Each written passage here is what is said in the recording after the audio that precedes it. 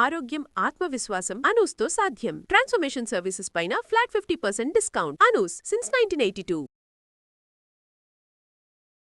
నమస్తే అమ్మా. నమస్తే అమ్మా. అమ్మ, భగవంతుణ్ణి పూజించేటప్పుడు ప్రతిరోజు కొత్త పూలతో పూజ చేయాలా?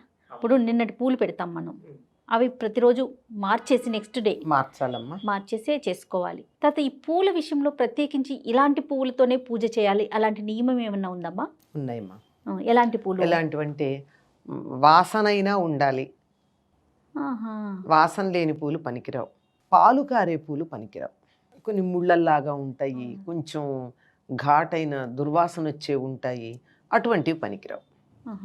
మిగిలినటువంటి పూలన్నీ పనికొస్తాయి. ఉదాహరణకి వాసన లేని పూలు అంటే సహజమైన పూలు కానివి కూడా కొన్ని ఉన్నాయి. సహజమైన పూలు కానివ్వండి, బోగన్విలియా ఉంది. బోగన్విలియా నిజంగా పువ్వు, అది ఆ రంగురంగులన్నీ దానికి ఉండేటటువంటి ఆకర్షక పత్రాలు కావు, రక్షక పత్రాలు. అవును. ఆ రక్షక పత్రాలు రంగులో ఉంటే లోపలేమో చిన్నది ఇంత పువ్వులాగా ఉంటుంది. అంచేత అది పూజకు పనికిరాదు. పైగా వాసన కూడా ఉండదు. కనుక వాసన ఉండే పూలు, సహజంగా ఉండే పూలు, వాటిని మాత్రమే పూజకు వాడతారు. అంతేగాని పైగా పువ్వు కోస్తే పాలు వస్తాయి కదా కొన్ని, అవి పనికిరావు. పలానా దేవుడికి పలానా రంగు పువ్వు అని అలా ఏమన్నా ఉంది? ఇప్పుడు అమ్మవారికి ఎరుపు రంగు అంటే ఇష్టం, అట్లా ఏమన్నా ఉంటుందమ్మా? నేను అమ్మవారికి నిత్య పూజకి నేను అడిగేది. నిత్య పూజకు అట్లా ఏం లేదు. అమ్మవారికి తెల్ల పూలు కూడా పూజ చేయొచ్చు. ఇప్పుడు వేసవికాలం వచ్చింది, మల్లెలతో చేయమా? అవును. మంచి పరిమళంగా ఉండేవి, చంపక, అశోక, పున్నాగ, సౌగంధికల సత్కచ అని అమ్మవారిని మనం ప్రార్థిస్తాం. సౌగంధికాలు, చంపకాలు, అశోకాలు, సౌగంధికాలు, ఇలా అన్ని పూలను తల్లో పెట్టుకుంది ఆవిడ. అలా తల్లో పెట్టుకున్న పూలన్నీ ఆవిడ పూజ చేయడానికి పనికొస్తాయి కదా. అయితే కొంచెం మందారం మీద కాస్త అభిమానం ఎక్కువ, అంతకన్నా ఎక్కువ, అంతే. Okay okay. తర్వాత పూల విషయానికి వచ్చేసరికి మన ఇంట్లో మన చెట్లకి లేకపోతే కొనుక్కొని పెట్టుకుంటాం. అలా కాకుండా కొన్ని సందర్భాల్లో మనం చూస్తుంటాం, రోడ్ల మీద, పార్కుల్లోనో లేకపోతే పక్కింట్లో వాళ్ళ ఇంట్లో ఉన్న చెట్టు నుంచో పూలు తెంచి తీసుకొచ్చి దేవుడికి పెడుతూ ఉంటారు. అది ఎప్పుడన్నా సరే అంటే ఓకే, కానీ ప్రతిరోజు అలా చేసే వాళ్ళని కూడా చూస్తుంటాం కదా, అది ఎంతవరకు కరెక్ట్ అమ్మా? మంచిదేనమ్మా. ఆ చెట్టు ఎవరు పెట్టారో వాళ్ళకే పుణ్యం, వీళ్ళకి కాదు. వీళ్ళు సేవ చేశారంతే. ఇప్పుడు నేను వెళ్ళి మీ ఇంట్లోంచి పువ్వు తెచ్చి నా దేవుడికి పెట్టా, మీ ఇంట్లో నుంచి పువ్వు కోసుకొచ్చేటటువంటి కూలీ మాత్రమే నాకు దక్కుతుంది. ఫలితం నీకే. ఎవరిది వాళ్ళదే. ఇంకోటి మాకు చిన్నతనంలో చెప్పేవారమ్మా, ఎవరు పూలు కోసే కుతూహలం ఉందో వాళ్ళు తప్పనిసరిగా 2 నీళ్లు పోసి పూలు కొయ్యండి అని చెప్పేవాళ్ళు చెట్టుకి. అదొక నియమం. నీకు చెట్టుకు నీళ్లు పోయకుండా, చెట్టుకు సేవ చేయకుండా దాని పూలు అనుభవించే అధికారం లేదు కదా. అట్లా గనక చేసినట్టయితే దొంగతనం చేసినట్టే లెక్క, దోపిడీ చేసినట్టే లెక్క.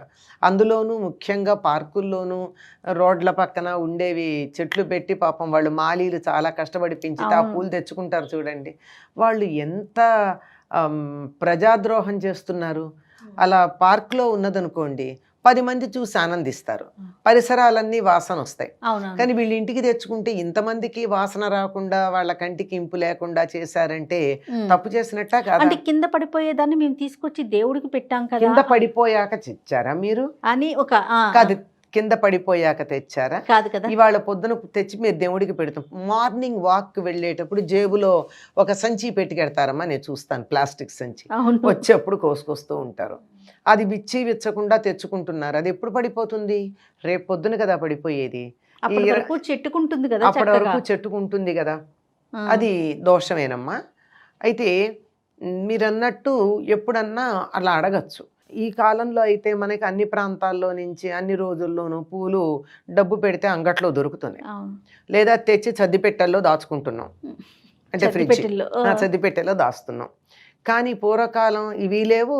అలా ఎక్కడెక్కడో దొరికే పూలన్నీ ఇక్కడికి కొనుక్కునే అవకాశం ఉండేది కాదు.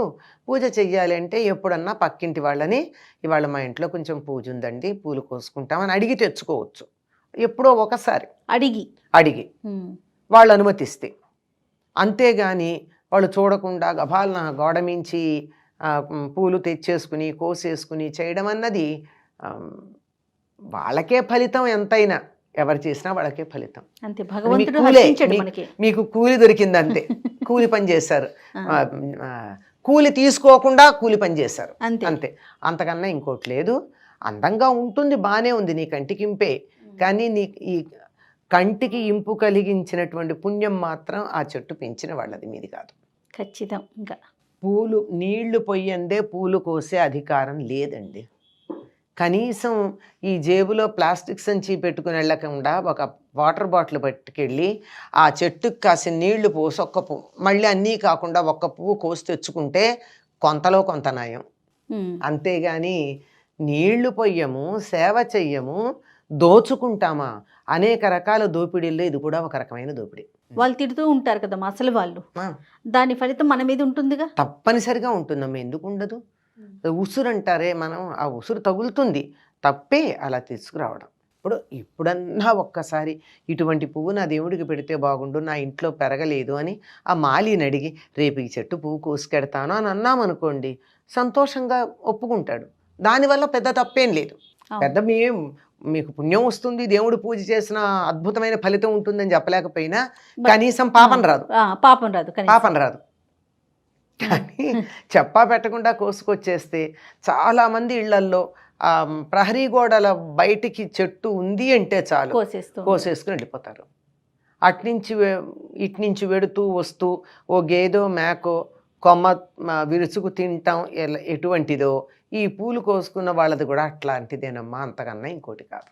మీకు నా అవసరం అనిపిస్తే, నిజంగా మీకు లేదు అది కావాలి అనిపిస్తే ఇంటి వాళ్ళని అడగండి, వాళ్ళు ఇష్టపూర్వకంగా ఇస్తే చాలా సంతోషం. పూర్వకాలం మా చిన్నతనాల్లో మాకు ఇలా ఎప్పుడు పడితే అప్పుడు అన్ని రకాల పూలు అందుబాటులో ఉండేవి కాదు. ఇప్పుడంటే హైబ్రిడ్ వచ్చేసినాయి కదా. హైబ్రిడే కాదమ్మా, మల్లెపూలు ఉన్నాయి. మల్లెపూలు మన ఇళ్లల్లో అన్ని పెరగవు, తల్లో పెట్టుకునేటంత. దేవుడి పూజకు ఒకటో రెండో తప్ప. కనుక మల్లెపూల వాడు ఎప్పుడు వస్తాడా అని ఎదురు చూసేవాళ్ళం. వాడు ఒక్కొక్క రోజు ఒక్కొక్క ఊరు వెళ్ళేవాడు సైకిల్ మీద తెచ్చి. అవును, అంతే కదా. అట్లాంటిది ఏ పూలు ఉండదనుకో, పక్కింట్లో ఉంటే వాళ్ళమ్మ శనివారం మేము ఏదో పూజ చేసుకుంటున్నాం, మీ ఇంట్లో 2 పూలు తీసుకుంటామని వెళ్ళి తెచ్చుకునే పద్ధతి ఉండేది. అంతేగాని ప్రతిరోజు దొంగతనంగా తీసేసుకోవడం అనేది పెద్ద దొంగతనం అమ్మా. ఇది దొంగతనం కిందే లెక్క, 100% ఇలాంటి పద్ధతులు ఉంటే మార్చుకోవాలమ్మా. తప్పనిసరిగా మనకి పుణ్యం రాదు అన్న నిజానికి తెలియకే చేస్తారు నా ఉద్దేశం. దీనివల్ల మనకి పుణ్యం రాకపోగా పాపం వస్తుంది అన్న ఆలోచన కనుకున్నట్టయితే చెయ్యరు.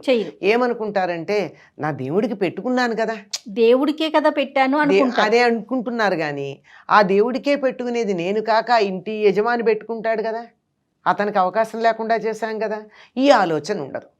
కొంచెం ఇది ఆలోచన చేయాల్సినటువంటి పని ఉంది. తప్పకుండా. నమస్తే. నమస్తే అమ్మా.